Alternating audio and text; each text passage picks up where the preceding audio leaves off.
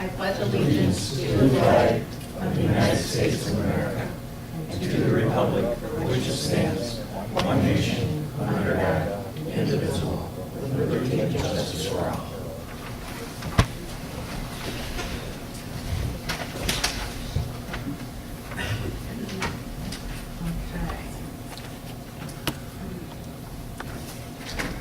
Roll call, Mr. Secretary. Okay. Mark Khan. Present.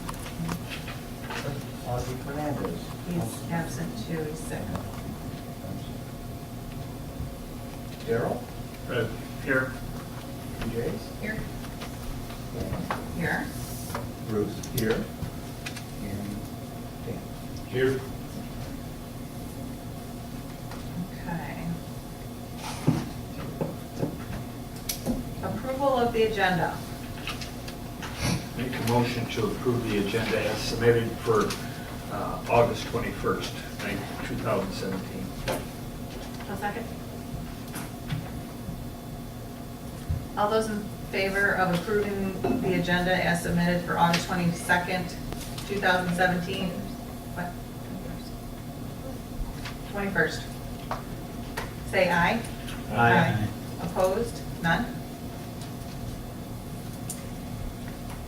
Agenda passes.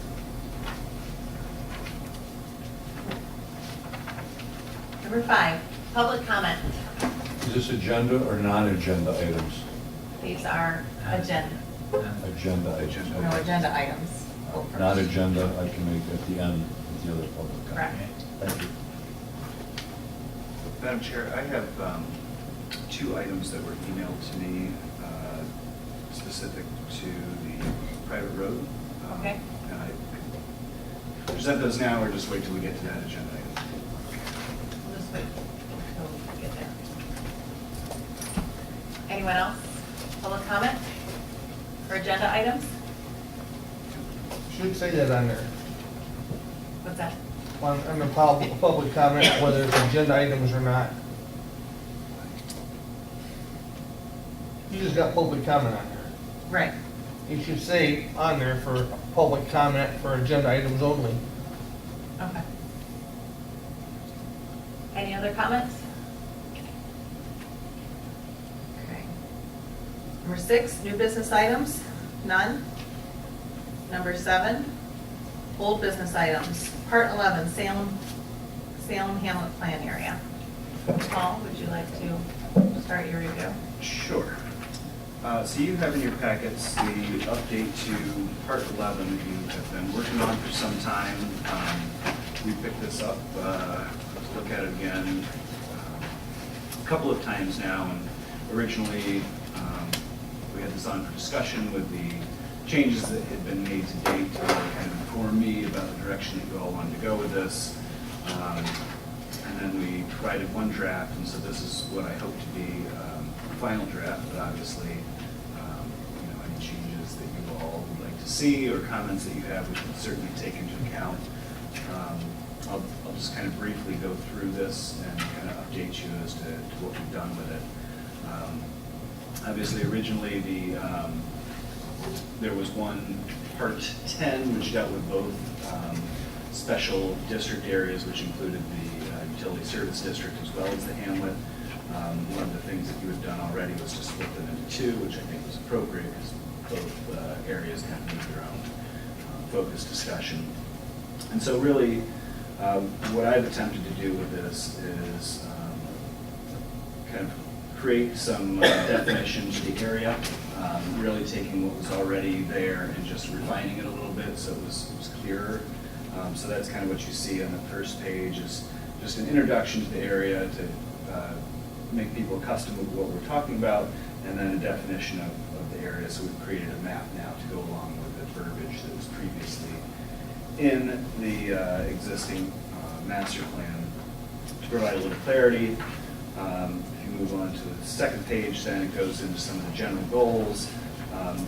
By and large, this talks about maintaining and enhancing the physical characteristics of the hamlet, recognizing that there is a certain character in this area, scale to the buildings, a look to the buildings, and then obviously kind of the desired future character, which builds upon that, but enhances it certainly to, do some sprucing up, if you will. But it talks about preserving the kind of density along 6 Mile, Main Street, if you will, to allow for some commercial development and some of those things that would service the local neighborhood as well as some of the surrounding neighborhoods.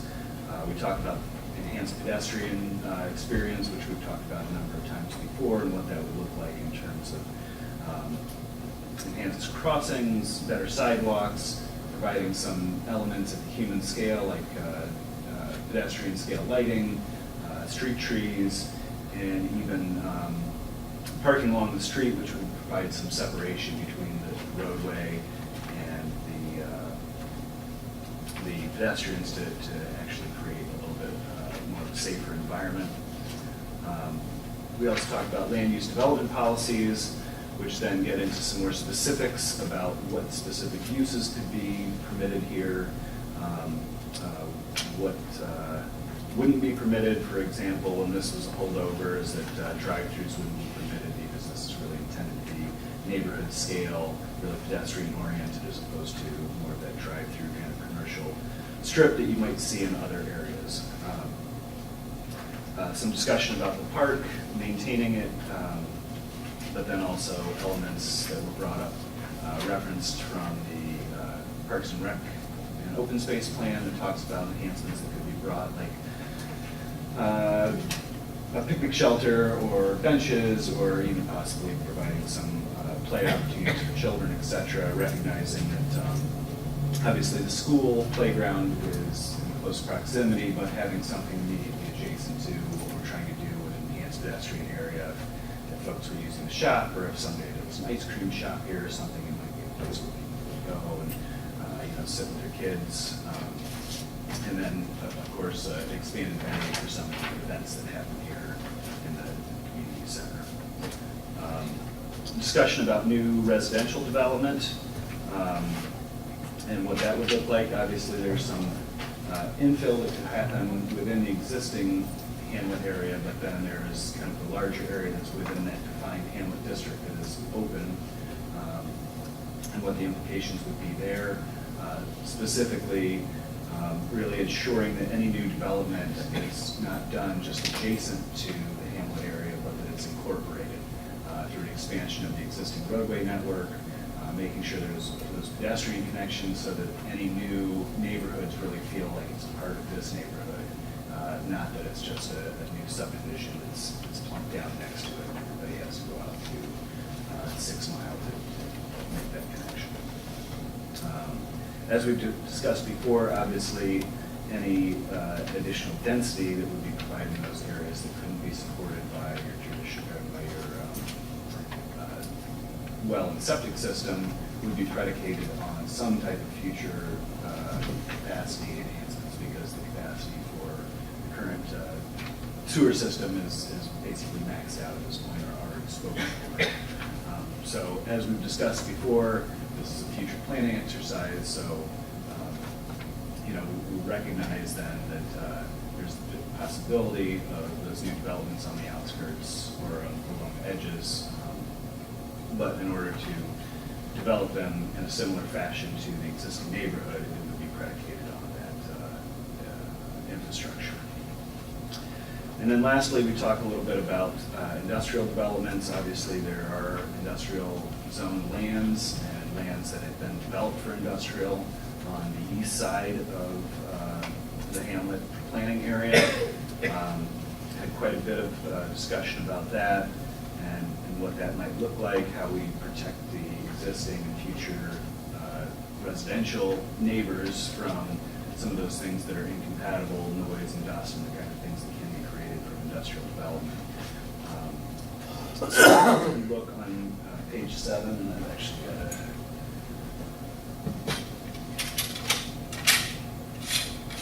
since I printed it out, I might as well use it, right?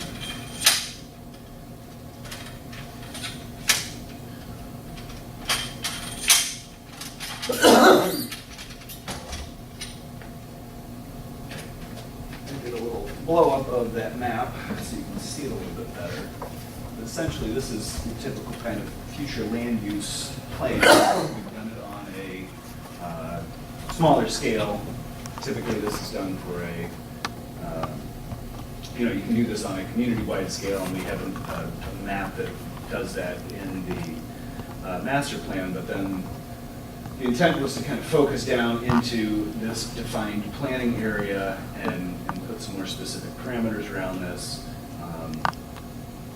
And really, this is a tool then to kind of have some discussion about whether or not these particular proposed uses are appropriate.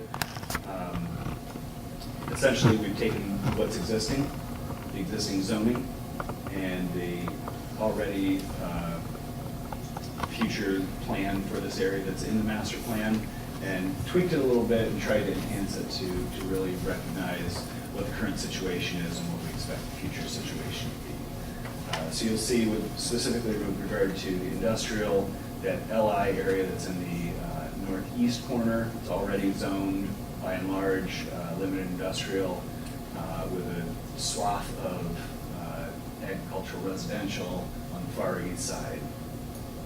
What we're showing here is an enhanced buffer along that area, so that any new development in that area would be required then. There's discussion in the plan, in the text, that talks about what that buffer area would look like in terms of enhanced berms, landscaping, even potentially sound walls, those kinds of things to really provide for that line in the sand, if you will.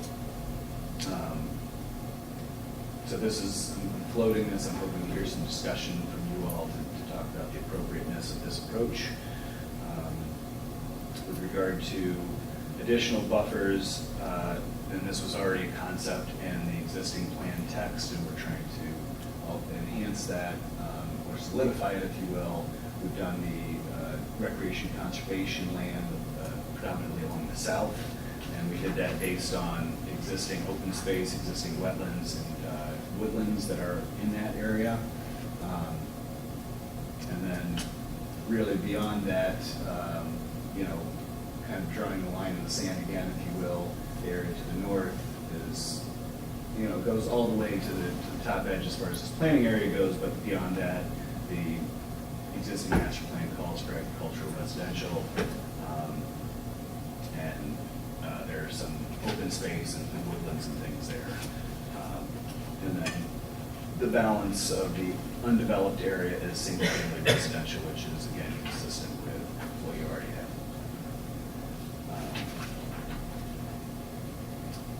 The kind of remainder, if you will, of the section of this chapter then would be discussion about 6 Mile and specific beautification projects, traffic calming improvements, non-motorized improvements.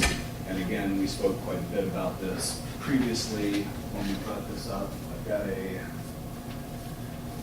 printout of kind of the concept plan, which is in this chapter on page 9. But this is a little bit larger view, so you can see it better. Anybody out there can see it. So really, this just kind of details out some of the sidewalk improvements that could be possible along 6 Mile Road, street trees, street lighting, enhanced crossings.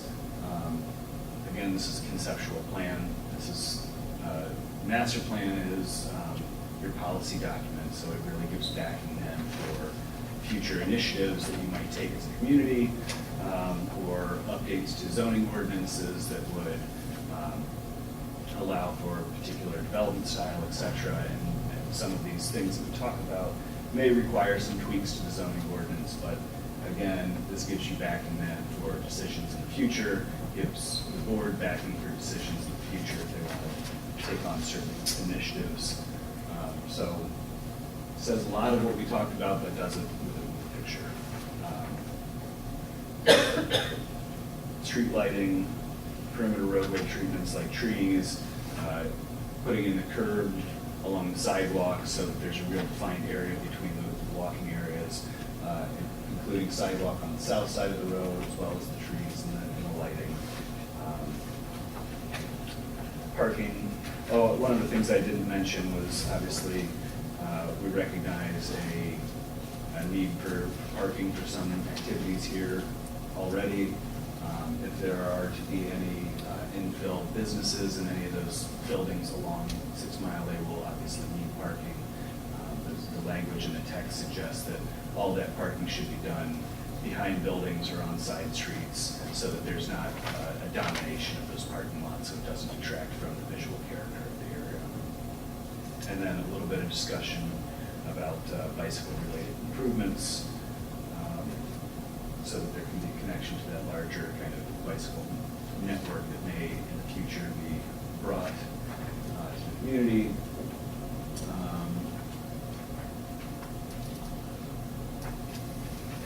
And then finally, a discussion of some of the public facilities and services, some of the infrastructure needs like stormwater management, and then a discussion about the public sewer and the capacity issues that I mentioned a moment ago,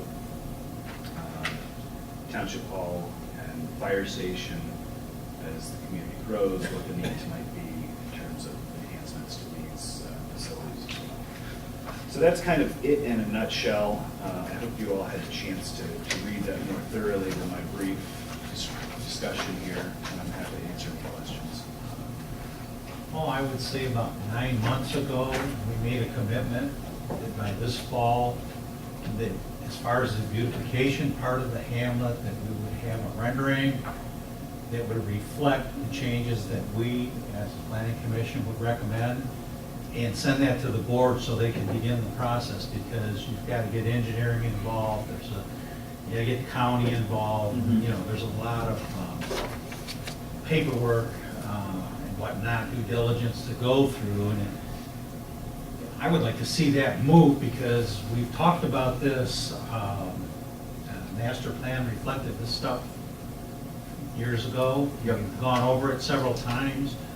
I think this board pretty much has identified the things that we would like to see as far as the beautification part of it goes, and I would like to see us somehow take an effort tonight to try to move towards that objective to get it to the board.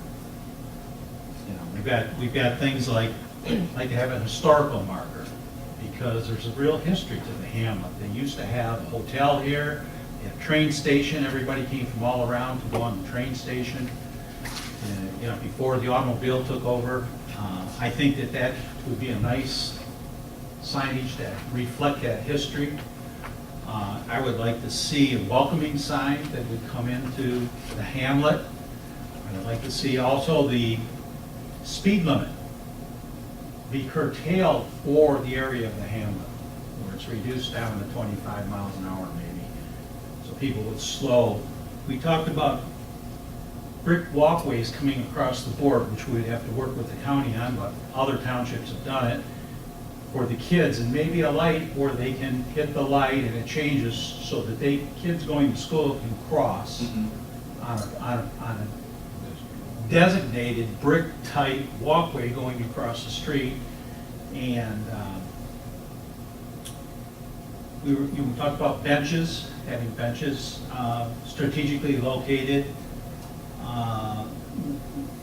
We talked about some bricking and beautification with bricking, whether it be acting as pavers or different applications of brick, which kind of beautifies. We talked about the lighting, having the old English style lights that, you know, help beautify the hamlet and set it off as something unique.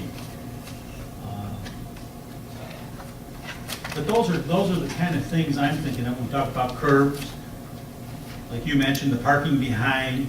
I think that there's a lighted light thing that I think there was some research done on that, and the county has those available. So as people are approaching, the light goes on 25 miles an hour and go through. But like I say, the welcome sign, I think all of those things we pretty much have all talked about ad nauseum and have agreed that those are things we'd like to see. I think you had a rendering, if I'm not mistaken, that reflected a lot of that. So there's This one. rendering here Yep. does, and I saw another rendering, I thought, that, also. There's a sketch included in the plan. Right. Yeah, and we were talking somewhere in the neighborhood of 350 to 400,000 maybe to accomplish those things that I mentioned. Mhm. It would go a great ways to really change the appearance of the hamlet. And would go a long ways too, also in attracting maybe other little businesses that might be, specialty businesses or whatnot, a coffee shop or whatever. Because of the appearance of the hamlet would be conducive to that. We want to kind of encourage the hamlet to be a destination. We can't make it something that people will shop at because we got the malls and everything else, and we got the internet and everything else. But a specialty place that it would be a destination. People want to go there because it was attractive. Might have nice little shops, I noticed the store is picking up. There's been more traffic at the store. They've got ice cream and sandwiches and things like that. So there is the audience there for those type of things. And I think the beautification of the hamlet, which isn't a big how-to-do or a big costly thing, would really help get us along that road to trying to have it be a more viable community. And I just would like to see us move ahead to get this to the board. That's what I'd like to see us do. But we've got all the pieces together. So that's, I guess, my question for you. Do you feel that this document Yes. It's pretty comprehensive. gets to what you're looking Yeah, it's pretty comprehensive. I do, for my part, you have to talk to everybody else. I agree with that. I believe this, as you mentioned before, it's some of its concepts, so you've got, as each thing changes, it's a moving thing, Yeah. as each thing changes, you might have to adapt a little bit or tweak things along, but as a document, it's what we need to move forward. I think it's inclusive enough to get us to where we can now bring this to fruition. It's a good overview. Naturally, some of the finite detail will progress as we get into things. Engineering will have an impact, the county will have an impact, We'll take a look at costs, I had an opportunity to go back to an old neighborhood of mine and took some dimensions and measurements, compared the measurements here, and that concept drawing does work in here, and it's not, again, we're not looking at trying to create another Northville or Rochester. It's just, the community I've talked about is a simple downtown area, major street going right through there, and yet there was still room for sidewalk, cafe, seating and things like that, and we have that already here. When I compare existing storefronts from road center and things of that nature, we have the space to do that, and not all plantings have to be large, and we can keep things appropriate, so I agree. I'd like to see this road dressed up to a place where I'm proud to say I'm a part of, and also a community gathering of sorts, as you mentioned, a coffee shop or an ice cream or whatever. Just, it's a good place to go for something like that. You're right, we're not going to be attracting all kinds of high-end shopping and things of that nature, but again, I think some professional offices and little places to just stop and do things and gather as a community is what we'd like to see. We'd like to see as a community, I would think, in the hamlet. And I think the document spells out what we've been talking about for quite some time. And so do of course, pictures are worth 1,000 words, so that's helpful. And I think after the discussion here, I would like to make a motion to that effect that we get this up to the board for their action. So ultimately, this is, if you have other comments. I do. Yeah. Oh, go ahead. My only thinking is, the hamlet, we want to keep it like it is and attract small things, but when the USD comes in, there's a lot of businesses going to be coming in over there. As long as they don't take away from this and putting in the same similar businesses over there, then this becomes the ghost town again. I don't know how we can prevent that from happening, but I hate to see that over there take this out of the picture. And if I can comment on that, from my perspective, it has to do with the more finite details, the parking and things of that nature that are here, because again, we're not necessarily going to attract the folks from the USD and vice versa, but, you know, the USD is less than a square mile of the town, and we got the other 35 square miles of this town, you know, looking for a place to maybe gather and be part of the town. Again, the community I grew up in had the larger township, but then there was still the small town, and we still all want to hang out in the town. That was the hang-out place, so. On this, you handed this out, I'm looking at is this the street up here by Euclid called School, or is this, oh, it is a street called School? Because I didn't see where you, you know, highlighted Labeled the school, school. no. I'm thinking that's not the side of the street the school's on, okay. Thank you. There was an issue the last time we talked about this, about, I think, residences being above shops, you know, like little shops, and having parking. Is that something that this would deal with, or is that something separate in ordinances? So this does, Should that include? this does include a discussion on that, and suggests that it's appropriate. And so like I said before, this becomes your policy document and gives you then, as the planning commission, the backing to make that recommendation to the board to update the zoning ordinance to allow for these things specifically. So as far as procedures go with planning, first you get your policy document in place, which is the master plan, and then the initiatives that come from that would be action items like updating the zoning ordinance to do those things. So that would be the next step, and I believe that there's language in this that gives you support to be able to make those decisions. Which is more of a zoning thing. What we're talking about here is a beautification thing. Well, we're talking about many things here, so this is an all-encompassing. Right, I realize it is, but I mean, as far as the discussion, I thought that I initiated here was to kind of do something about the beautification, then we can get into the other issues with the hamlet. There are other issues, but the beautification part is something that we can do, and we've been sitting on it now since I've been on this planning commission. Sure. And we've had all kinds of renderings, and all kinds of ideas, and all that kind of thing, but there's never been any action. And I think we got a commitment 8 or 9 months ago that by this fall, we would have something to send to the board. And it seems like it's all there. We just have to take action as a planning commission and send that to the board to get the beautification going. There are other issues about, I know Birmingham's going through the issue about having shops on the bottom and the offices up above. They would rather, they don't want to have people walking out across along the street looking into offices. They want to have nice little boutiques and shops and things like that, because a lot of people go there for that. So they're agonizing over that now in their politics. You know, the business people, the ones that own the businesses and own the buildings, they are getting revenue from having people being on the street. But they're thinking to try to make it more of a quaint place, a place more, again, like the idea we're trying to have on a way smaller scale of being a place of destination.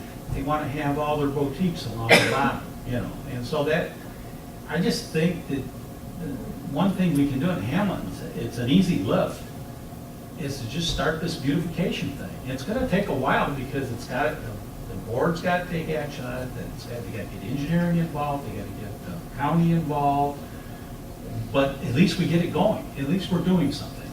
So Rather than just, we've talked about it the last 4 years that I know of, and way before that, with all those renderings and everything, people all talked about it, but nobody ever took any action. And I'm trying to figure, I'd like to move some action on it. I'd like to say that this is, all this language is consistent with what I see in just about any town that I consider to be nice, quaint, and historic. And I don't see anything wrong with it. It's a 5, including the beautification and all the other language that goes along with it, including some of the zoning changes and things like that. It's the stepping stone getting where we need to go. It's the 5-year language we need so we can make the actions over the next 5 years, starting to work on some of the zoning adjustments for our heavy industrial area and the buffering and things of that nature, I think we need that. And Yeah. to allow for zone changes in some of the street side addresses here if necessary. So I think it's what we need. It's a hand-in-glove situation. We need both. Right, but we In order to do do the zoning beautification. stuff, we need, we also, bear in mind that there are changes going in progress now about our roads. And I think Chubb Road, they're talking about that being paved. So, you know, is that Pub Road that's here alongside of, where Kalo is? Chubb, yeah. Yeah, Chubb, yeah. That, Chubb, they're definitely, they're planning on, they're going through all the stuff with the county and everything, but they want to get that, hey, that'll make a big difference also here with people that want to come from the south and whatnot.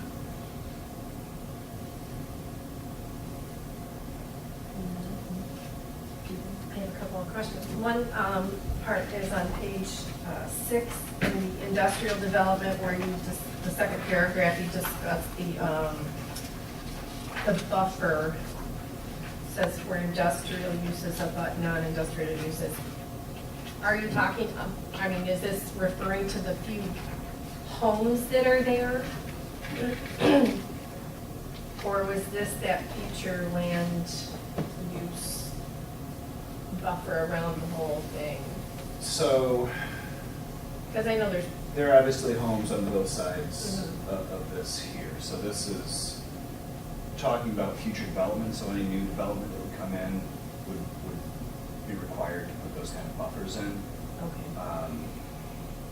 Obviously, there's already some development here that we all know has created some consternation with the neighbors and the noise and that kind of thing. And so this is an attempt for future development to really put that policy in place so that we can maybe be even stronger in our zoning language to have a greater requirement for those buffers. As far as, you know, the plan goes, this is a future land use plan, so it would dictate then your decisions that you make about any rezoning questions or land use plan questions that come from you. Okay. Yeah, it wasn't clear to me if it was saying that, you know, part of our master plan would be to put berms in all these areas where there's currently, you know, homes abutting industrial areas. No, so I mean. So I know some of those people would like to have their properties rezoned to light industrial and then sell them. Right. And so if that's the case, if people do then rezone them to light industrial, then we would have this language in place to update the zoning ordinance to say that when something gets developed in those areas, you have to have those buffers along the edges to protect them, because you've got to draw a line in the sand somewhere. The industrial has to end at some point, and then we get back to our more rural residential type of district. I should read it again just to see if there's some kind of language in there that does refer to, this is talking about any future use instead of what currently is there. And then another thing is, I know that Rodney had snuck in the bicycle-related improvements. We hadn't discussed that. And there's just some things in here, I don't know if the people in the township are gonna wanna be spending, it'd be very expensive to put bike path, you know, paved bike paths in. And, I mean, covered bike racks, Oh, you know, I've never seen a covered bike Take rack, covered but bike racks out, I'm sorry, because we've discussed that before. it's just, is it a feasible thing to think in the next 5 years that one of our goals is gonna be to put in bike lanes? I mean, these are paved bike lanes, I mean, Well, you know, the board went through this whole thing on bike path along Pontiac Trail, and it was cost prohibitive. And you get into maintenance issues and things of that nature, so I think we should stay away from the bike issues myself. Well, you can do that along 6 Mile Road. I mean, just put the line on the side, you know, for bicycles through the community. They're not talking about a bike path that's gonna run from Pontiac Trail But all the way 6 over to Mile Lamp. is so narrow, you can I hardly know. get 2 cars in it. I mean, it is a narrow Right. road. If I could speak to that. So putting these things in here allows you the ability to make a decision in the future if you decide, okay, we want to, as a community, really go after this and grab onto this initiative and make this our big issue. Doesn't have to be, but having this in the plan then means that when the road commission comes in to do a project, they have to look, by state statute, they have to look at what our non-motorized and pedestrian facilities plans are, and they have to incorporate those things into their plan. So it doesn't necessarily mean it's gonna come out of the township's pocket. It doesn't mean that you have to jump on that initiative and make it happen in the next 5 years. You have it here in your policy document for the backing that you need if you decide you wanna move in that direction, or if those outside agencies wanna do some work, they have to consider your plan and consider putting bike lanes in or whatever. So that's the benefit of having it in the plan. It's kind of like throw everything, including the kitchen sink, in there so that, you know, you have those best practices in place. Could we, if we want to get action going on the beautification piece of it, can we do that separate part? Or do we have to do this as a package?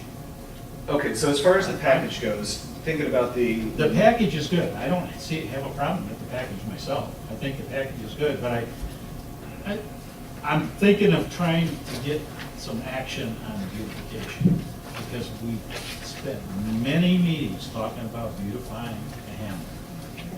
And we're at the point where we can do something. Okay, so I could say two things about that. One, just procedurally, this is part of a larger package. You guys have been working on the update to the master plan, which includes some other things.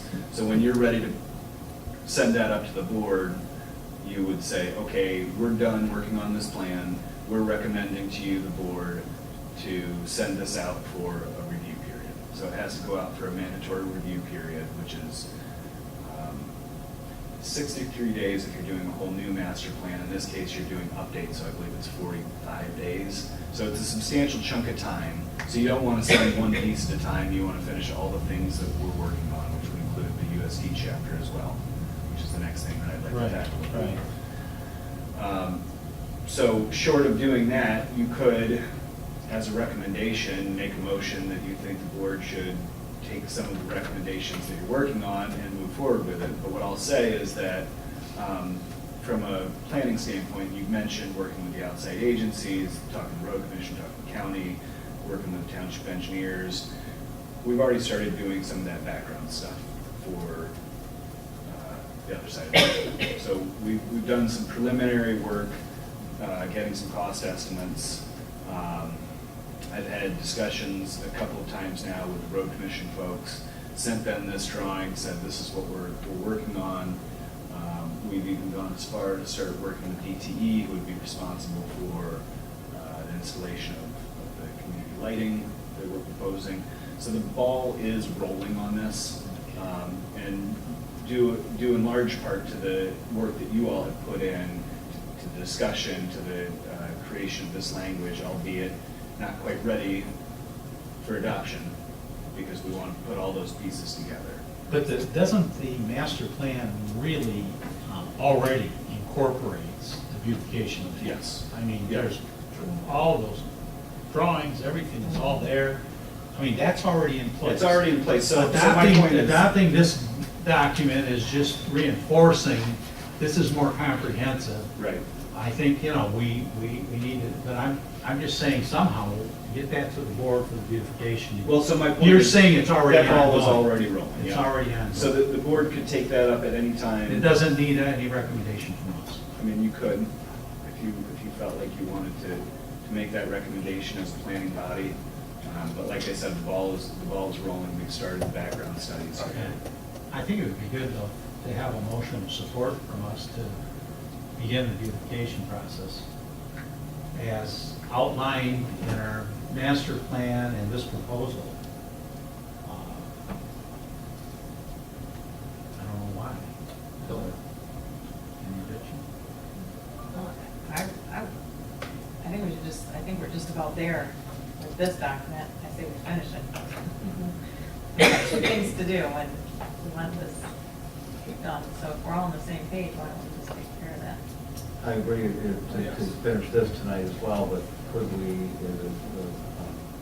something that could be done is a second motion, just to send a message up to the board. Second motion to move forward on the beautification part while we complete the master plan. So you really don't need to take action on this tonight. Like I said, the next action that you would take would be when we finish the other updates for the document. Then you would make a recommendation to the board to send this out. I'm looking for feedback tonight to say, okay, can we put this chapter to bed and then move on to the next? So that does not take a motion. No, because it was just very discussing. Move also. I'd still like to make a motion then that we recommend to the board to move ahead with the beautification plan of the hamlet as reflected in the proposals by our planners.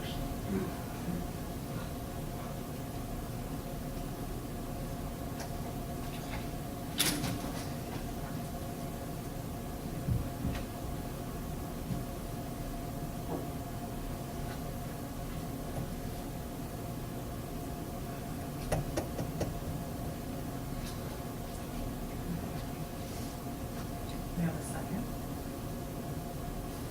I'll second.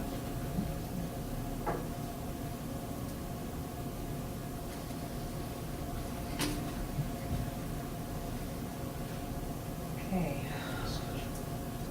Any additional discussion, or have we exhausted it?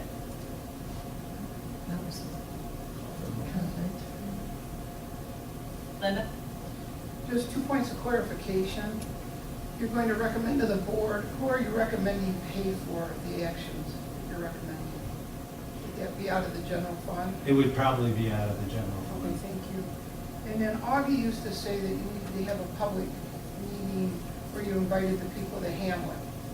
Is that still something that will be done? You know, we've had so many meetings on the hamlet and the beautification of the hamlet and everything, and we've not had any participation. Did you notify everybody? I think our agenda's been posted on the But that's not Township site. notifying individual people, that's what I asked. I Well, think, we could still go, we could go ahead with the motion and still notify the people for their input, because it's not anything set in stone.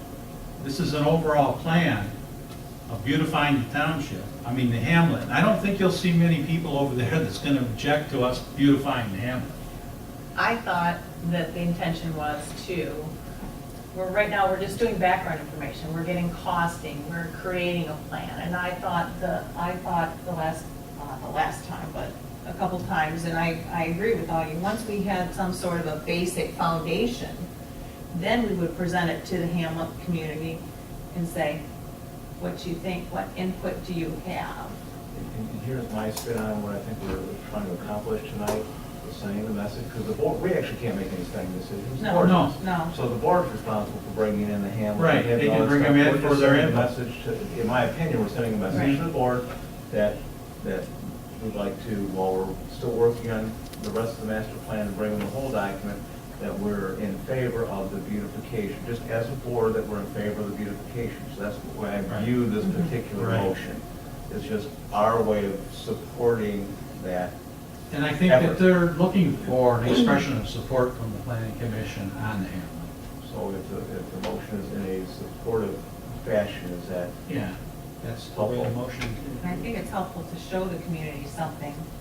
We have this, but we don't have any cost associated, we're not quite there yet. We have at least some basic foundation, because there might be things, anytime you have a basic plan, with all these grand ideas come in, well, then you end up throwing out about half of them occasionally, or adding the ones in. So once we have something a little bit more clear, then present it to the community.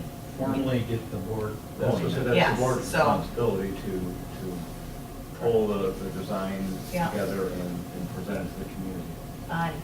Yes. Were any of you here when the township, this area tried to become a historical area? This whole thing actually tried to become a historical area?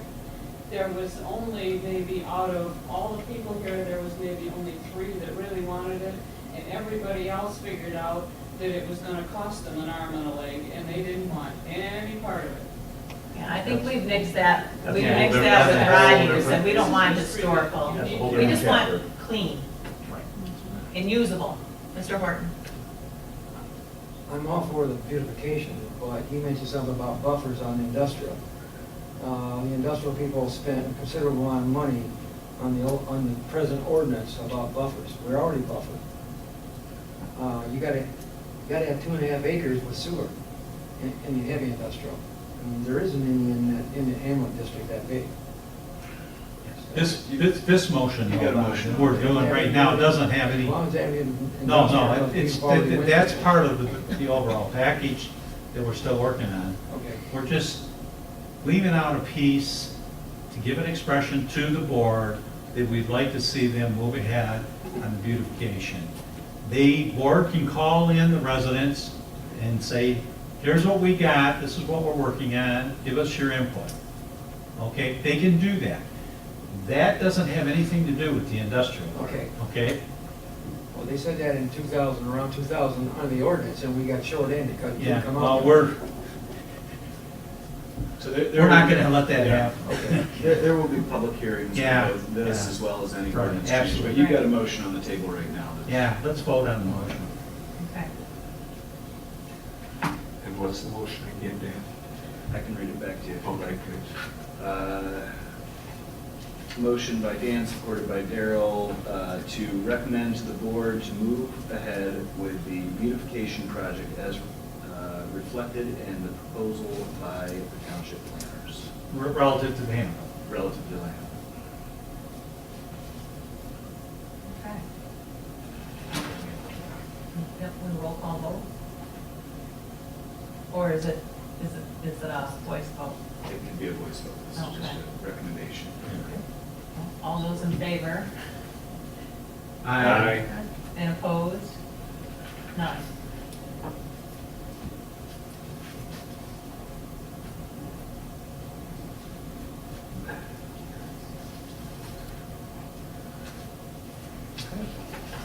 Okay. So no other discussion or comments or questions on the chapter itself? Okay, great. Okay. 7B, private roads, private drives. And Paul, your copy does have that the 3 little diagrams. Yes. Mine does not. Yours does not. Is yours? What's that, what is it? On the private drives.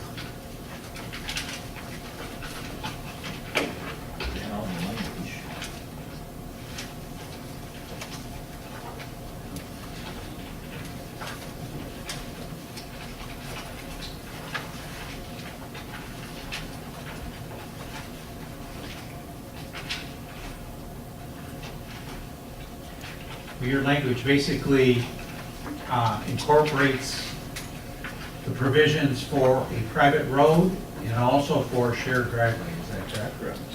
Because that's what I have here. So I can, and there's an extra copy here. Hands back up. That one has those 3 drawings.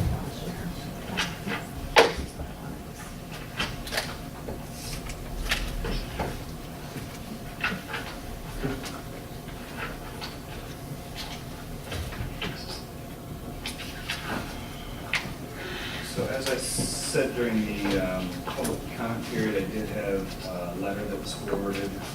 I've got some copies I can hand out to you all.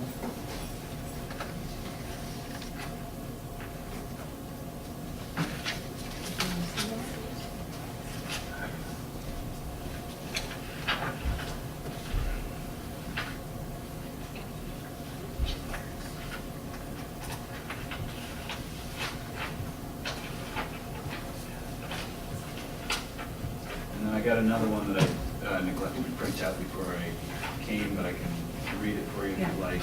It's short. It says, I'm in favor of the reversal of the ruling from 2004 that limited the shared driveway splits. My desire is to develop one additional estate-sized parcel instead of several smaller parcels that would be needed to offset the expense of a private road.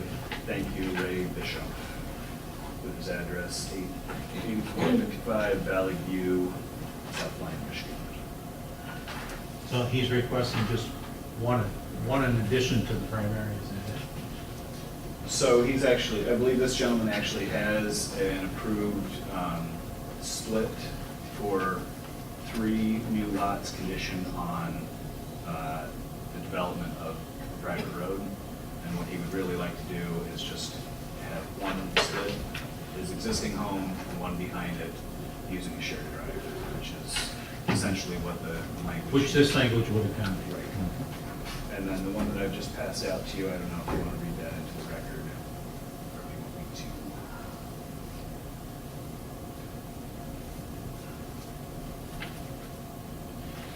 I didn't know if we were going to get to this, so I encourage this gentleman to provide a letter if they were interested, because I think last time we did not get to it, so when they have it for the record, we did in fact get onto this agenda item tonight.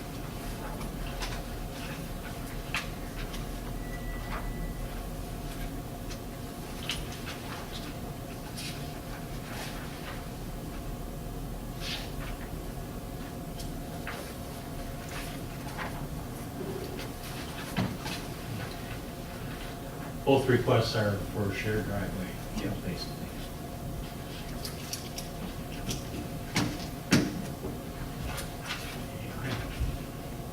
I've read your language and I think it's quite comprehensive. I don't find any fault with it. So That's my input. Sure. And unfortunately, I wasn't here. You know, we obviously discussed this once and then scheduled a public hearing, and I was not available for that. So based on the notes that were provided to me by my colleague and some subsequent discussions that I've had, we updated the language both in the draft private road and private drive ordinance, which is ultimately something the board deals with. But we provided that in your packet so you can see the changes that we made. In order to allow for this, we had to make some changes to the zoning ordinance. Sure. Specifically, the language in the zoning ordinance that restricted development of a parcel to one that had frontage on a public or private road, had the required 150 feet or whatever it was for the particular district. So that's section 30.207. Access to public roads. So no dwelling shall be built on any lot that does not abut or have direct frontage on an approved road. And then the new language is, except as permitted herein by a private road or private drive, subject to the requirements of the township private road and private drive ordinance. Then it goes on to explain specifically then that a single private drive or shared drive, which meets the requirements of Township Private Road Ordinance, across the lot that has required road frontage located on a 66-foot wide easement may provide access to no more than one lot that does not have the required frontage. So that's kind of the crux of the change that is done for the zoning ordinance. In addition, I understood that you wanted some drawings to better exemplify that. So we put in these 3 drawings. One shows the shared drive as the ordinance allows for it now, as the private road ordinance allows for it now, where both parcels have the required frontage, and then they have a shared drive on a property line. So that's where some of the confusion in the existing ordinance lies, as people read shared drive and took that to mean that you could do this drive where you allow for access to a back parcel, whereas the literal interpretation of it means that it's a shared drive between 2 houses that have frontage. The second drawing then shows what we're now crafting the language to allow for, which is what people thought was allowed previously, where you could have one parcel in the back that did not have the required road frontage through a shared drive. What we've taken out then is the ability, and this was in the first draft that was sent to you, that got a negative reaction, where you could have a drive that just went across a lot that wasn't a shared drive, so you might end up with multiple, based on that previous language, it didn't curtail the ability to have multiple drives going across one lot. So we've cleaned up the language to ensure that it is only one drive, Which allows one curve cut. which allows one curb cut. So if you have your appropriate frontage, you can have, by right, you can have your drive to your house. If you meet the requirements then of the updated language in private road ordinance, you could also then extend that to a lot that's behind your house essentially, through a splitter or what have you, to provide access to no more than one.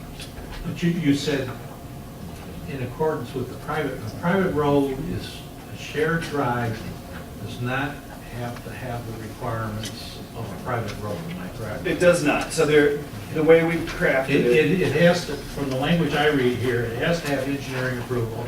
Yep. You know, and it also has to have the clerk of the township, you know, and the engineering, to make sure, you know, you've got to have a maintenance agreement that's registered, so that if the property changes, it goes with the new property owner. Exactly. And the engineer's gonna make sure that a fire truck and whatnot can get down that drive, or an ambulance. And so the thing about it is that it seems like this tightens up the language so that in the township, they don't have to make a lot of interpretation. The language is here, where in the past, there's been some interpretation, okay? And we've had some, depending on who's making the decision, we've had some tight regulation and some loose regulation, where this here is more specific. It gives a real specific guideline for the township to follow. That was the initial impetus, was to make this more ironclad so there wasn't room for interpretation. So Right. it said exactly what Right, you all right. wanted it to say and allow for. Right, so whoever's in the township, they'll abide by this language if we approve it. And it's not subjective, it's objective. So ultimately then, what you would do would, if you decide to move forward with this, would be to make a recommendation for the board to approve the amended language in the zoning ordinance. But I would suggest that you condition that on them updating the private road ordinance to reflect the changes that have been developed. There still may need to be some tweaks here, and I'm currently working with the township engineers then to put together those specific engineering standards. Currently, the standards are housed in the private road ordinance, but the kind of current best practice for that is to put those private road standards into the set of engineering standards, and that would also include the standards for a shared drive. And then what we're working with them on is kind of a graduated requirement for the private roads then. So if the private road is serving, so a shared drive could do one or two. You might have a Class C private road that would provide access to, 4 to 8, and then B and A, a Class B then would provide to up to 10 potentially, and we're still working on those specific numbers. Okay. And then Class. So some of the stuff is going to be, for the shared driveway, is going to be derived from the private road. But it's not going to be You're not as gonna have to- extensive Right. as far as you're talking about cost factor, Right. because, people that are just putting another home in back of their property for maybe their son or their daughter or brother, it's not cost prohibitive to put that. That was the intent. Yeah, okay, good, and that's what this language is pretty much covering. You're still tweaking it as far as with the engineers, but again, this language says by approval of the engineering, so they're gonna adhere to the requirements as outlined, to make sure those requirements are met. Correct, and ultimately, the authority to approve the private road ordinance or engineering standards lies with the board, so this may Right, take another exactly. step of scrutiny. Exactly.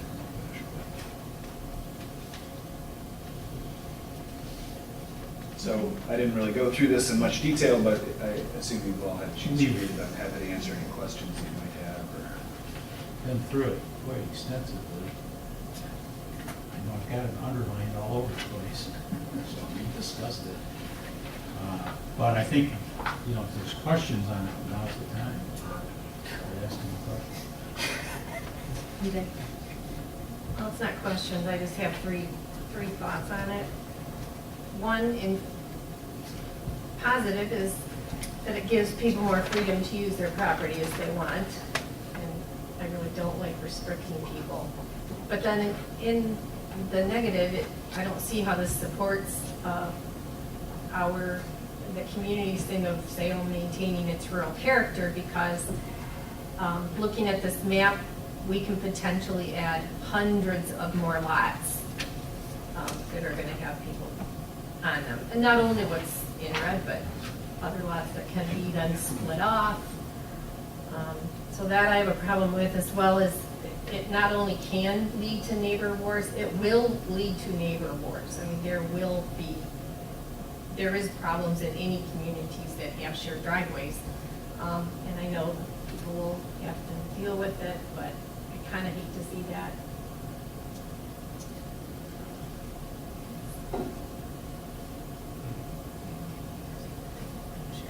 I know.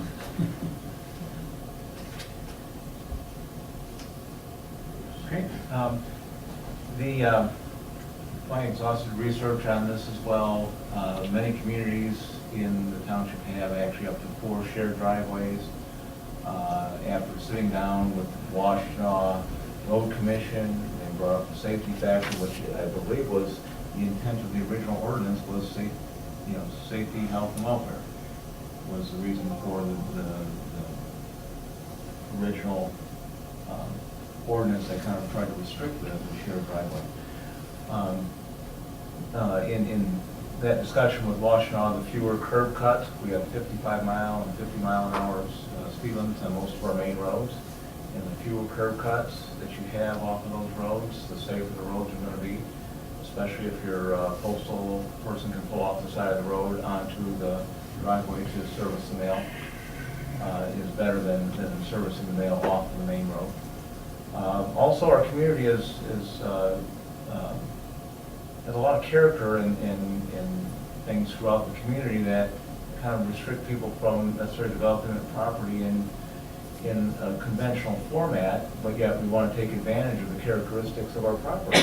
There's a lot of rolling hills, there's ponds, there's things of that nature, and I sure don't want to see us develop a bunch of 150-foot wide ribbon lots throughout here when we could better serve the character of the property and our rural look by having a different look as how we cut or develop, split the properties. Because every property owner has the right to split off their property. And we have Mother Nature on our side, besides the rolling hills and the ponds and everything else. We also got, they kind of threw us a left-handed blow as well with not all the soil perks in our neighborhood. So there's a limited number of perks available in our community. So, overdeveloping the land is going to be somewhat restrictive based on just the perks alone. And I think the language does, by the way, address with the deeded restrictions and deeded maintenance does address the future, sale of property and somebody else having now the back piece and having access to the back piece. With everything, there's always going to be issues. There's no way to eliminate issues, and with that, I'd like to think as good neighbors we could solve those things, but let's not assume we can't. So a lot of this language does resolve or give us the opportunity to correct some of those issues because it's in the deed, it's in the restrictions. There's people other than ourselves that will help maintain or manage that access to those driveways, shared driveways. So. Proactive language other than. Right, correct.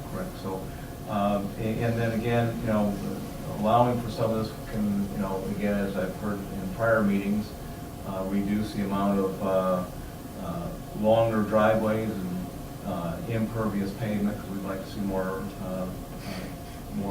impervious instead of more pervious pavement instead of impervious pavement. And certainly when you go to, as mentioned before, when you go to a piece of property, if you can't do these little splits, you're gonna start asking developers to come in and drop those roads down, which they're gonna pave. They're not gonna put, you know, gravel driveway in, they're gonna put a paved road in. And then they're going to, you know, again, try to defray that cost over more lots, so they're gonna, it's actually has a reverse effect. And in my studies and in my education for being a lead AP as well, we learn about these things. And sometimes what you think is a negative actually is a positive. So it has a potential positive way to limit or avoid that high-density urban sprawl type thing through our community. So our community itself, just because of the character of the property and the perk, is going to limit that all by itself. You know, Mother Nature's done it for us. But at the same time, I think having some options here will limit somebody forcing us, because if we don't do something like this, then we're going to be forced, you know, someone's going to force our arm to put in that driveway or that road that we don't want. And then, as you mentioned, the engineers can give us some options, because again, that's what Washington said, we can dictate what happens for the easement, but beyond the easement, it's up to the townships themselves to set the standards for that. They do not set any standards for that. Albeit many people, when they put in private roads, communities put in private roads, they try and hit the Washington standard, but it's not a necessity or a requirement that we hit that road standard from Washington County. So having some of those options is good for I think for our community as well.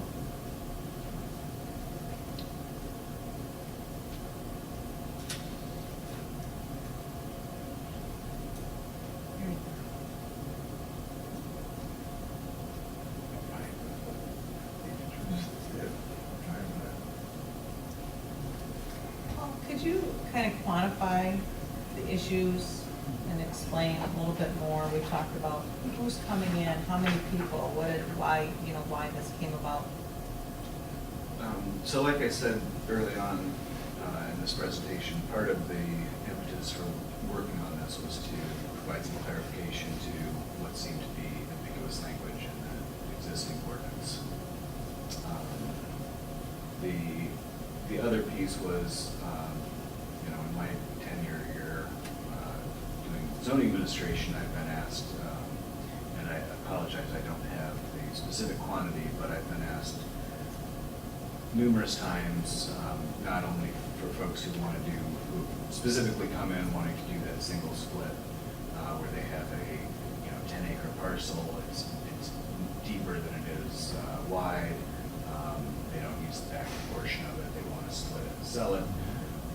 But then the majority of the folks that I talk to are people who want to put an additional house. They have a larger property, they want to put an additional house for aging parents, or they are the aging parents and they want to put a piece of home on the property for their children to come and live, or just to spread the wealth of their land, if you will, for their family members.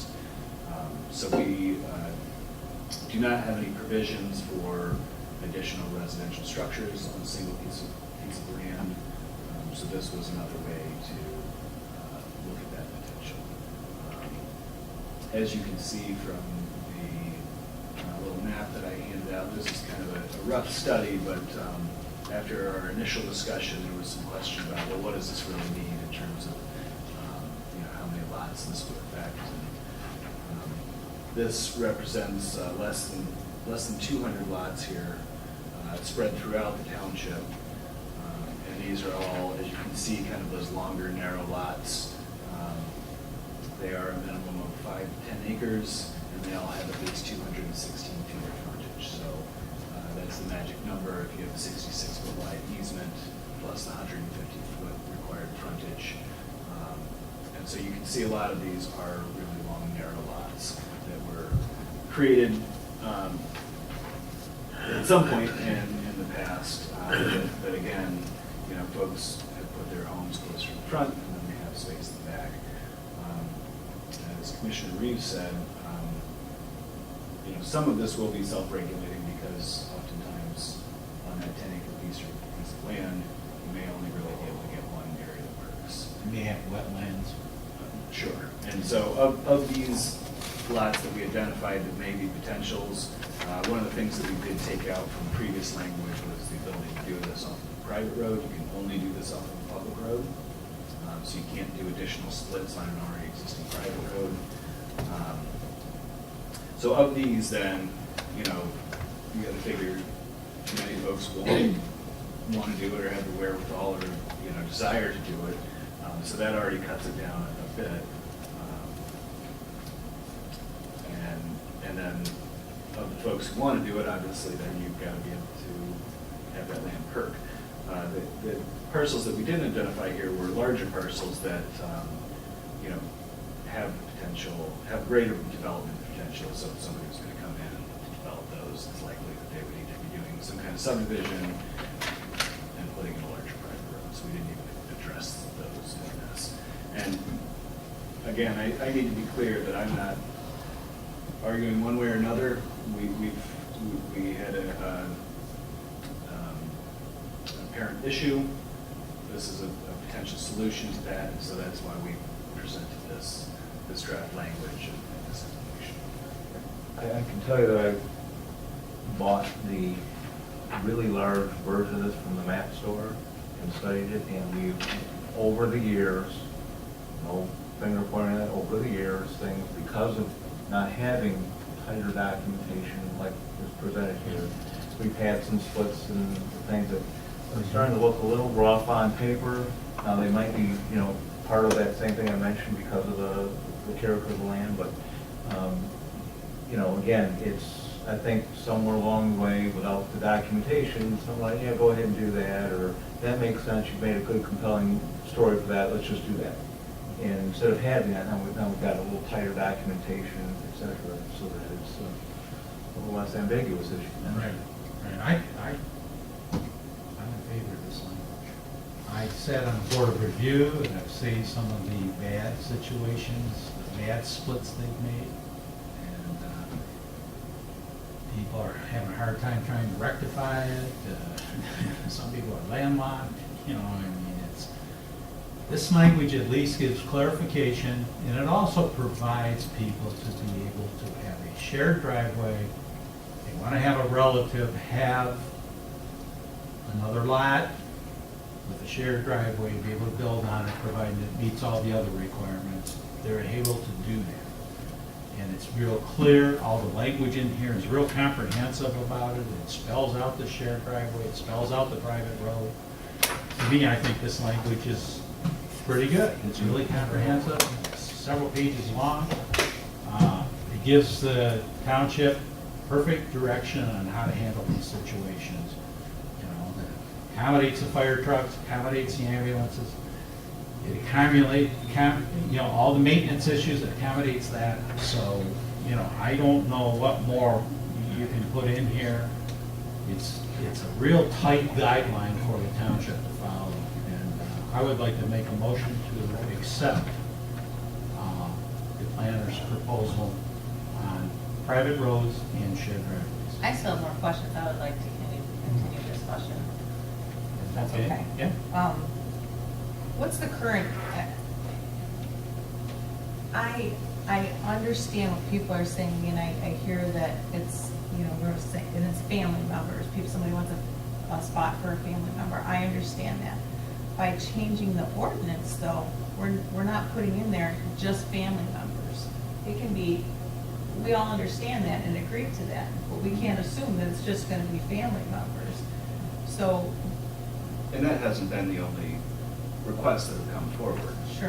And of course, we have no control over that, especially, you know, as we talk about aging family members. Sure. They won't always be the person who occupies that property. And this whole thing really bugs me, that we had bad splits that even occurred in the first place.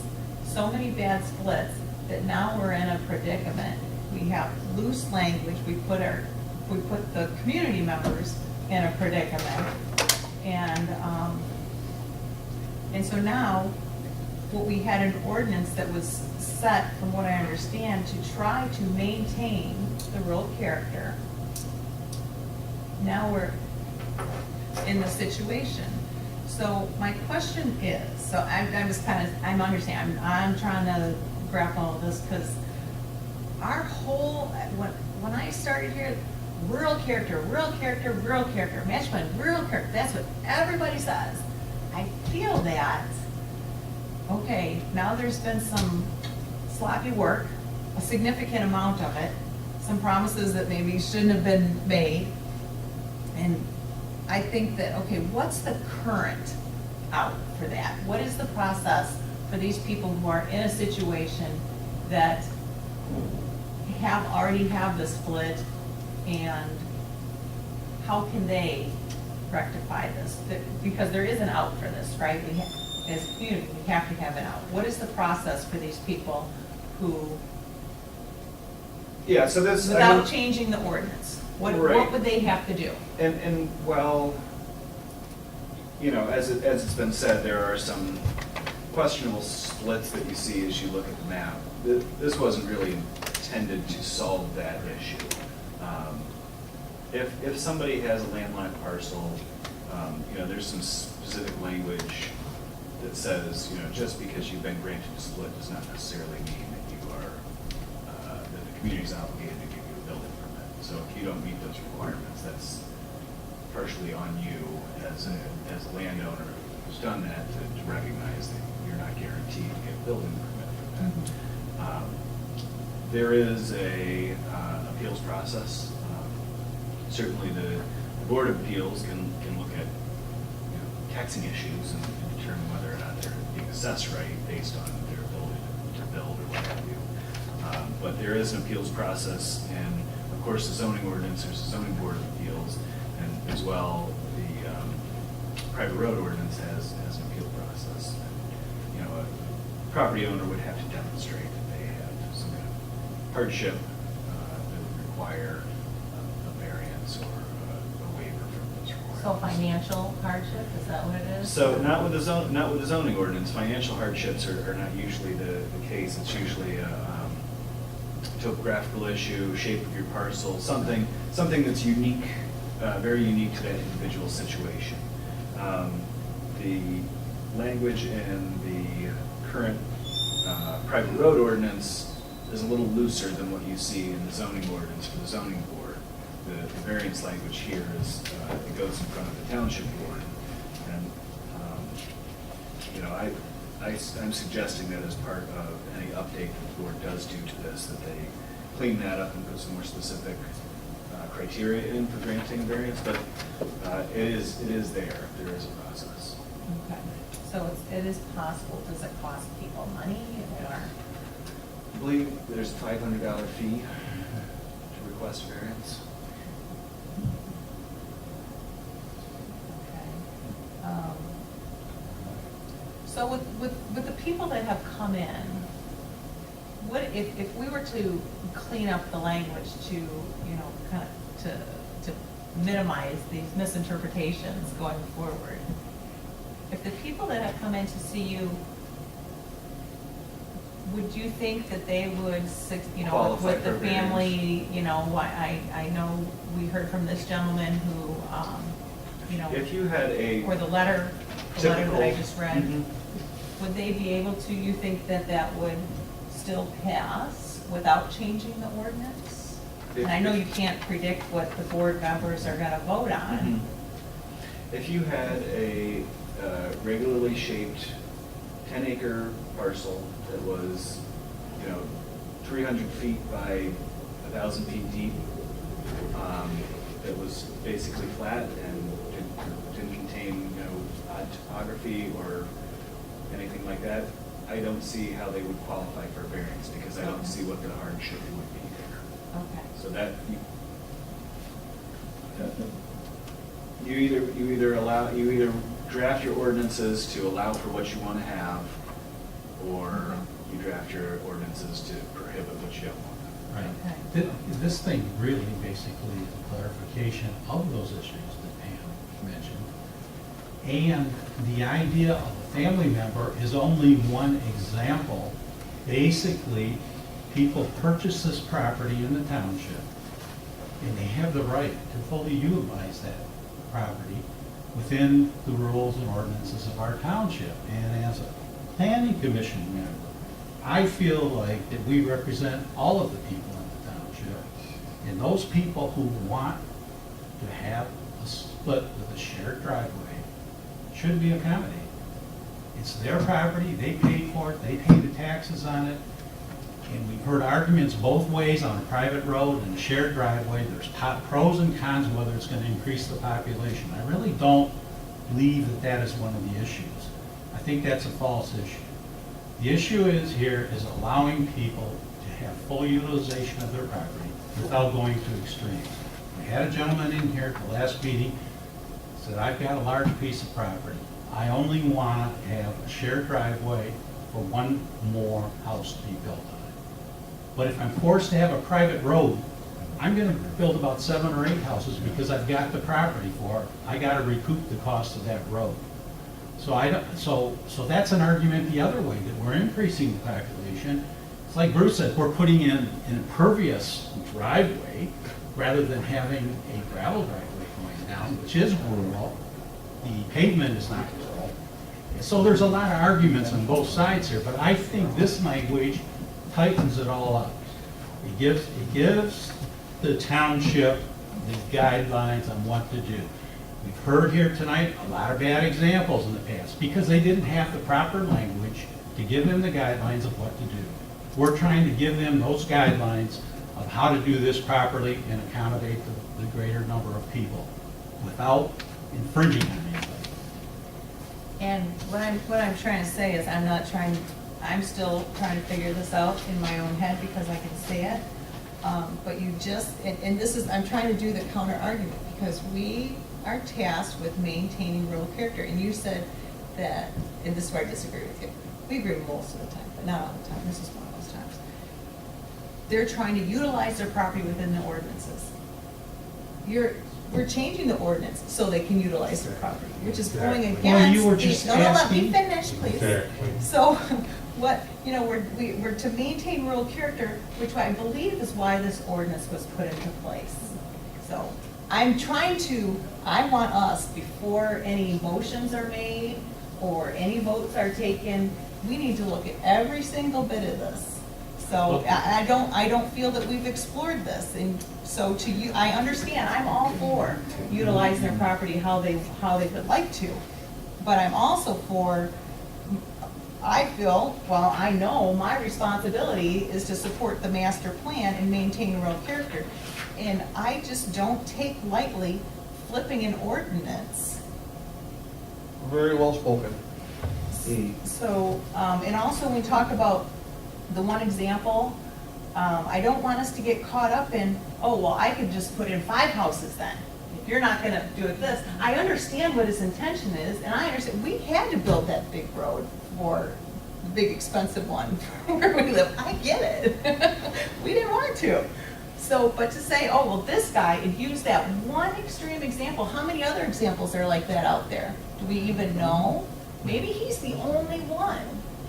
So I'm just trying to caution us to look at all of it and not be so quick to judge it. Okay. I know, but I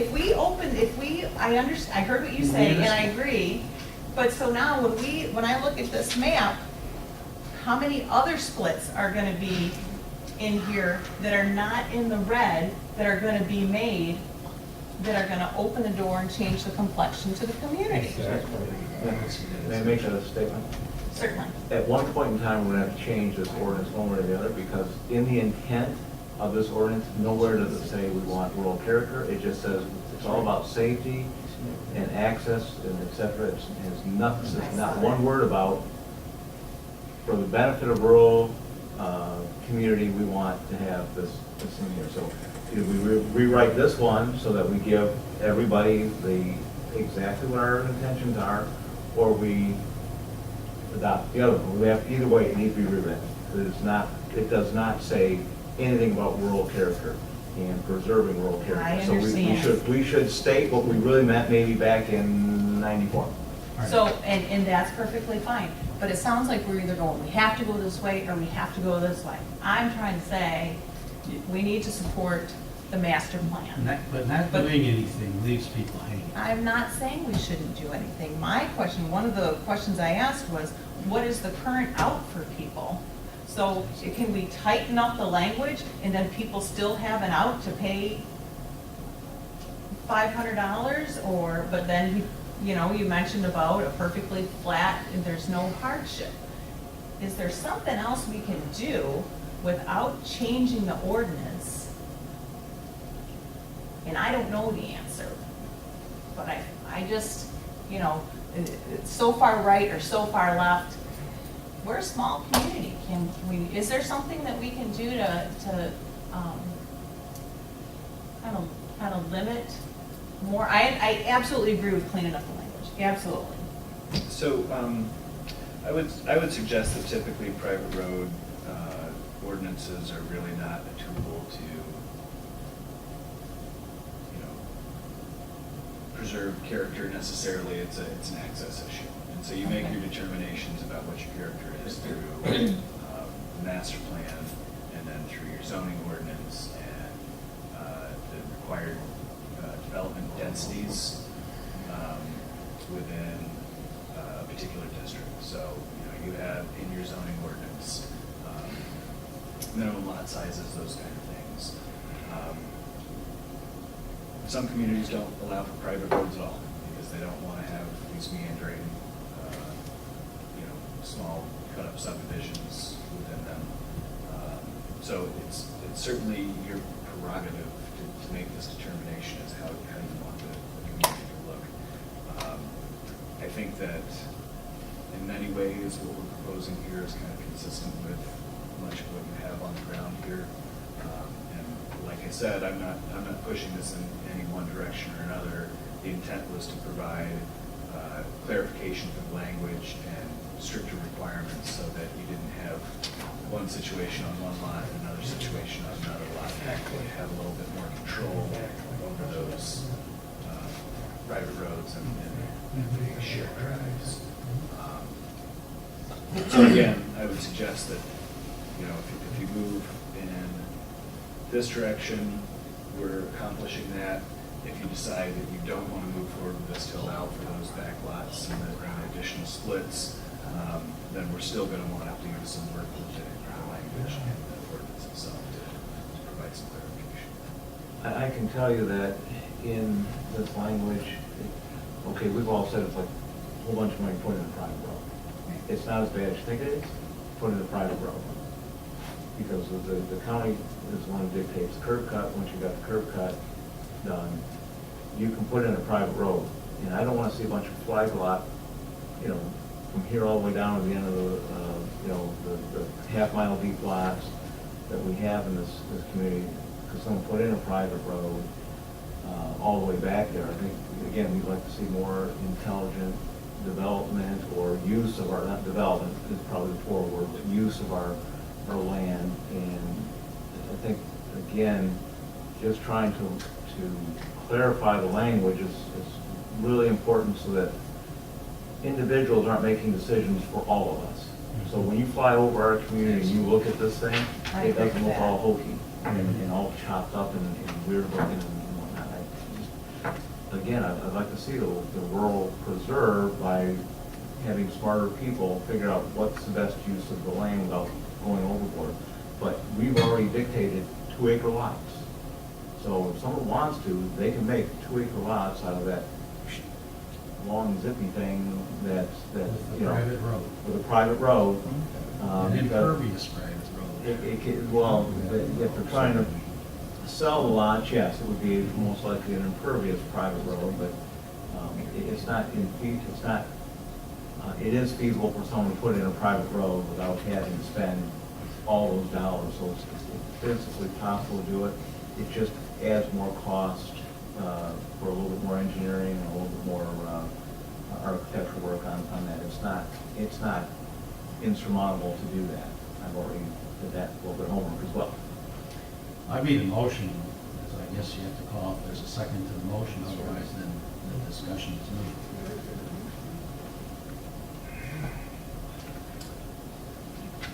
I'll second the motion. Madam Chair, you asked for, Okay. you allowed questions on the previous issue prior to the motion. Would you allow questions from the audience on this? Why not? Yeah, go ahead. You asked the planning consultant the exact number of people that came to him. I listened to the tape. He said numerous people. He said there were a half a dozen people that came in and requested this. Half a dozen. You remember that statement? I listened to it a couple of times. I remind you that he said 6, but I was wrong. He said half a dozen. So that's semantics.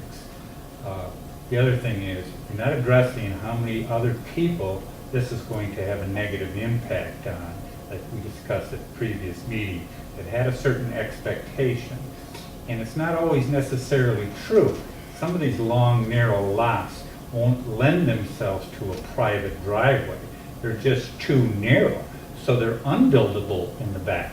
For years, and I agree with Ms. Merlo, for years the township's position has been is to control growth in our community, not increase growth in our community, to maintain our rural character.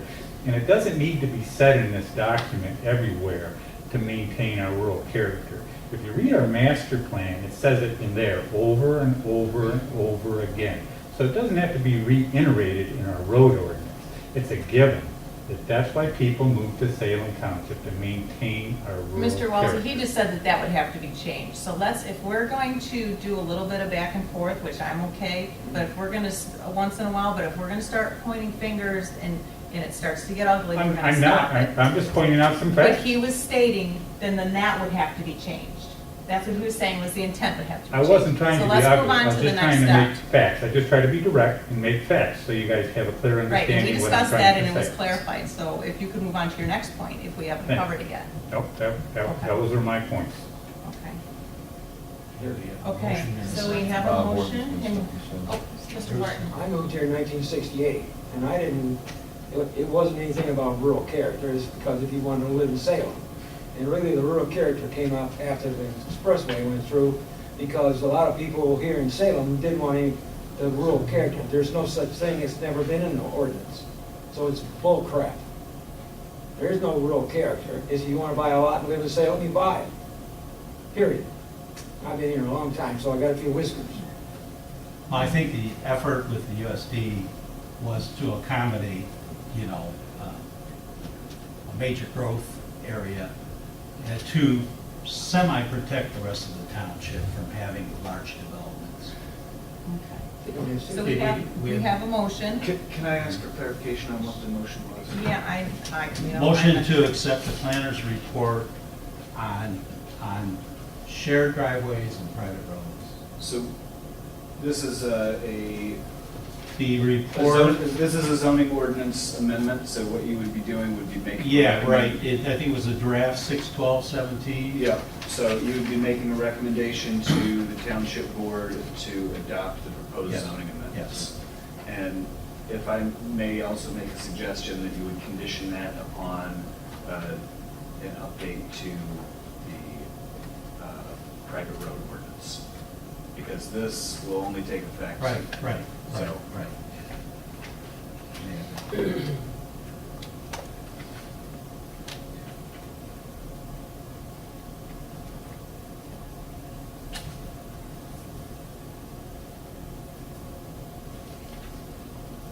And Carol, you seconded? I think it was Bruce. Actually, I did. Oh, Bruce Bruce. did. Okay. So give me 1 second to write it down, then I'll read it back Okay, just to make sure you okay. got it right.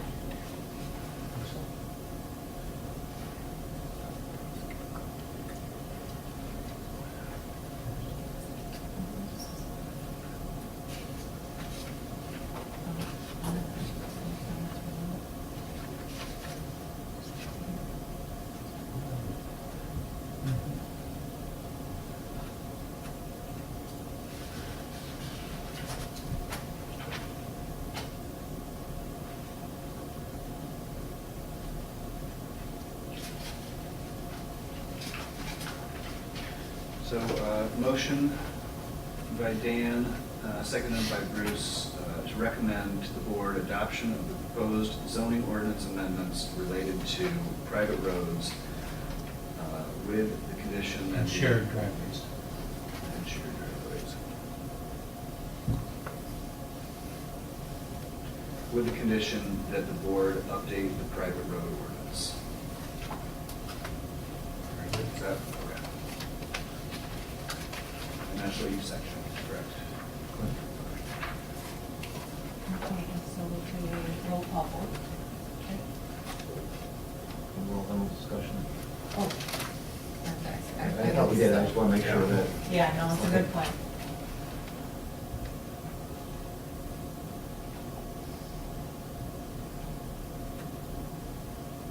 I'm good, so let's go with the roll call. Darrell? Yes. Okay. No. Pam? No. Very good. Bruce? Yes. And Dan? Yes. Okay. Motion passed. The motion passes.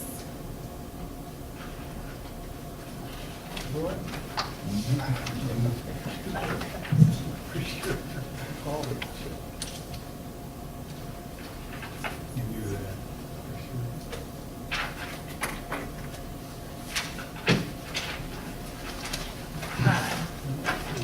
All right, let's see. Okay. Reports of commissioners and correspondence.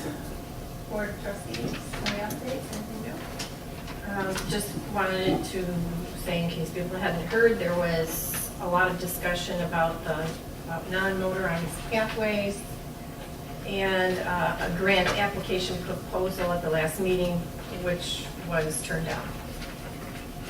Will not be pursuing that. What was the cost?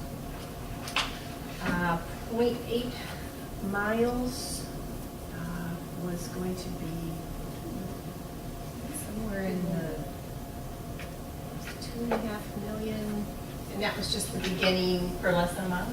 Yeah, less than a mile. Of course, not all of it would have been the township, but this was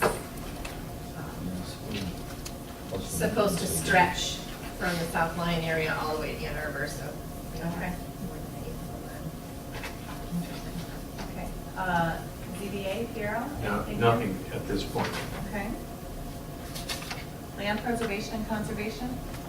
We've had an increase in people wanting to preserve their land. And so some of these properties are being scored, and we're looking at assistance from various agencies that actually provide funding for this. So we are getting more interest now in preserving land. And we got a new member on our board. And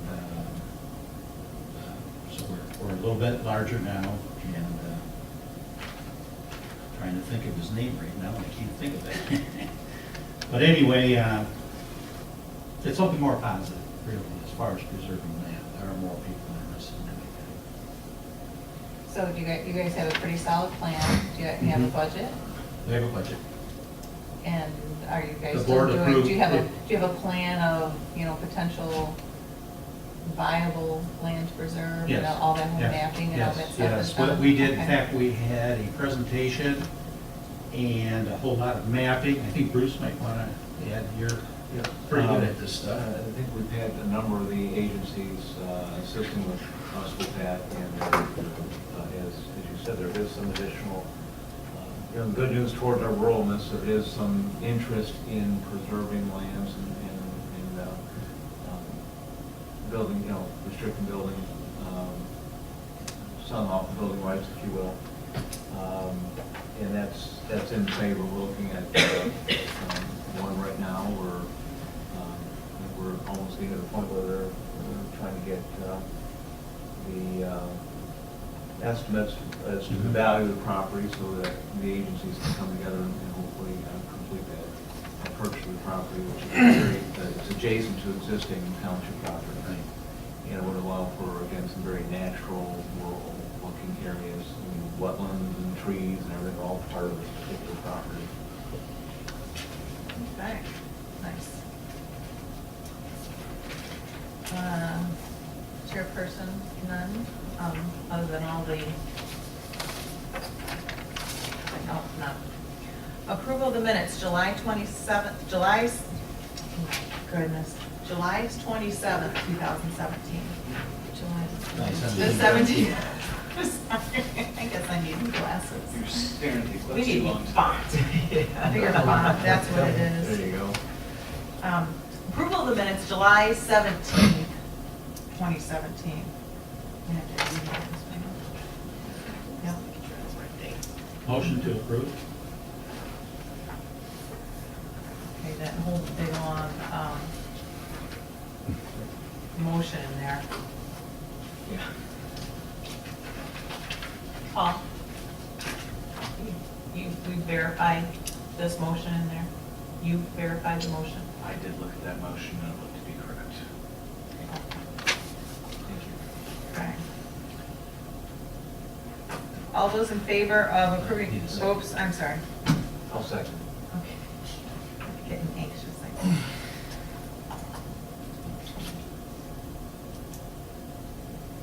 You do the first one?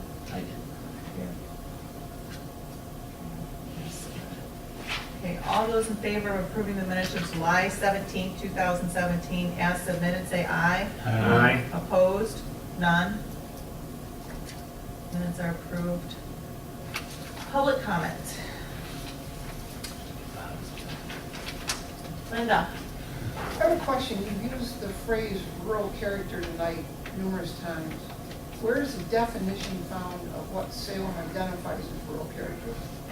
I don't have my answer. When you read the growth management plan, when you open it, it talks about rural character, but it doesn't define it. This is from somebody else's online. Rural character is many times a perception unique to the individual. One person may interpret rural character as having low density of development. Another may only recognize it where there is a complete absence of man-made features such as signs and buildings. And I think when you base so much of what you're doing that you want to have rural character, we need to go back and define that so that we understand what it is. Because it's unclear to me sometimes when you're talking about rural character, what perception you have. And I think that's very important to us as citizens. So I would suggest a definition be looked at soon. Thank you. After all this time, that's an excellent comment. Yes, it is. Not that it's not the only excellent comment, it's just that, yes, thank you. Anyone else? Mr. Walsey? Yeah. In regard to the last motion that was approved, I think Commissioner Merlot and Commissioner McLaughlin got it right. I think the residents that moved to Salem Township for the rural character, they know what the rural character is. I think it's, if you talk to enough people in the township, they're pretty aware of what rural means. And another note, I'd like to comment on the last month's meeting. And my comments tonight are regarding last month's meeting and the 558 home development. Please take my comments constructively. A large part of the meeting should have been utilizing our master plan, our ordinances, and the PUD process, which allows for a great deal of flexibility to minimize the impact of this development on our community, and more importantly, those who live in close proximity. Unfortunately, it was not. A great opportunity wasted. Instead, an enormous amount of time was spent on embarrassing, unprofessional questions and comments that ranged from wood chips and pathways, baseball diamonds, if Salem residents will have job opportunities. One commissioner even asked the developer what his favorite part of the development is. Commissioner Vergara still doesn't understand his responsibilities as planning commissioner. Mr. Walsey, I would ask if your comments, if you would address the whole board, just address the whole board instead of picking people out. I believe that's one of the I rules. believe I can speak directly to the commissioner if I don't feel he's performing his job performance correctly. I don't believe so. Mrs. Hamilton? I don't want to get in your spitting match, but Mr. Walsey does under law have the right to address any planning commissioner's behavior as a planning commissioner. Can't talk about what you do in your home, but he can what he does at the table. Share that with you just to save on any potential type of risk or litigation. Okay, that was my misunderstanding. Thank you, Linda. Commissioner Vergara still doesn't understand his responsibilities as a planning commissioner and has to be reminded by the consultant.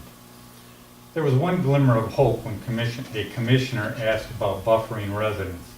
It was treated almost as an afterthought, with no follow-through and little, if any, support. Plain and simple, this was a pathetic job, performance, and display of leadership, and it proved you are no match for this developer. Thank you. Okay. Oh, yes. I have a comment. A couple issues. The first one was this rural character that I keep hearing about all the time. Last I looked, I mean, we have dirt roads, we have farms, we have horse farms, we have wetlands. I mean, I see rural character out here. The second thing is I had a question and comment for Paul. That's okay. Well, Paul, don't take it personal, don't get mad at me, but I have a question for you. When I went down about a week ago and saw that new coffee shop that's opening up at North Territorial and Pontiac Trail, I looked at it. There's 600 cars, I guess, that go through there a day. I was really surprised not to see a drive-through window there. I mean, that is a key element to a coffee shop. And you're gonna pick up, the drive-through is gonna be westbound North Territorial and northbound Pontiac Trail. So today I ran into Laura Huey, the owner of that. And I said, Laura, I says, why don't you have a drive-through window? I can't believe that, a coffee place. She said, well, Salem Township won't let me. I said, no, what are you talking about? I said, maybe it was Washtenaw County. No, she said, Paul says it's gonna look like a Tim Hortons, and I can't have a drive-through window. And I'm hoping that you can shed a little light on that for me, because that's a key element to that business there. Well, I can tell you that I didn't say that to her, because the planning of that site plan was done before I started working here, so Okay. I can certainly look in the ordinance. My speculation is that that district doesn't permit drive-through windows. That's what I can speculate. Yeah, I couldn't believe that. Is That that, would be something to get a variance for, maybe. You can't really get a use variance. If the community wanted to change that, we'd have to update the zoning ordinance to allow for drive-through windows in the local commercial district. yeah, because come I on, I mean, that remember little white that came place. about a long time ago when I first started, they were reviewing the master plan. They said no drive-throughs. And Mr. Walsey was probably on the planning commission too, you know, wanting to. That's gotta be a big part of the, that would have been a big part of the business there. And I'm not trying to fight anybody's fight, but I just thought that little place on the corner there without a drive-through, was And I really think it's handicapped. trying, you know, I don't know, I remember hearing that. 'Cause there were no So they couldn't drive-throughs, apply no for drive-throughs variance? and no gas stations, and there's some other things that Salem does now. Yeah, so the highway commercial district does allow for some of those things. The local commercial district where that is located does not. So variance would not. Variance, yeah, because that's considered a use variance, so that's not something that's permitted through the state act. Okay. So we'd have to actually update the zoning ordinance to allow for that if the community decided they wanted to move in that direction. Okay. If I could make a final comment based on this gentleman's comment, and I agree. That's why a lot of people move to Salem Township. When you look around, you see the rural character that you described so eloquently. But it's so fragile, and we can lose that so fast. I mean, you look at the communities just to the east of us. Canton is a perfect example. They started to manipulate our master plan.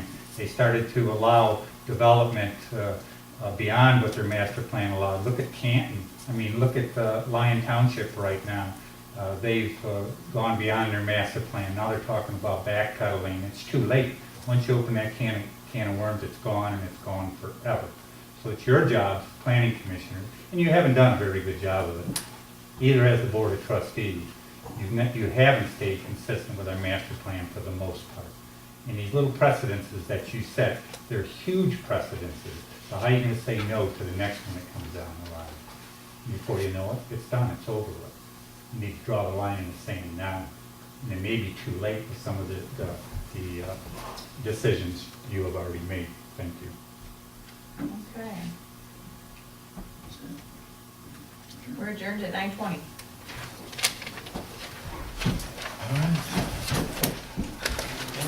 Okay, Paul, I'm gonna listen to Mrs. Yu, and you do it, Paul wasn't even around. Well, did she say Paul or did she say the planner? Paul. These guys have been at it for a long time, so. I'm gonna go tell her I'm Yeah. full of crap. I just wasn't here I'm for gonna the, tell her I talked to Paul. I just wasn't here for the initial planning of that thing. All right. I was here for the final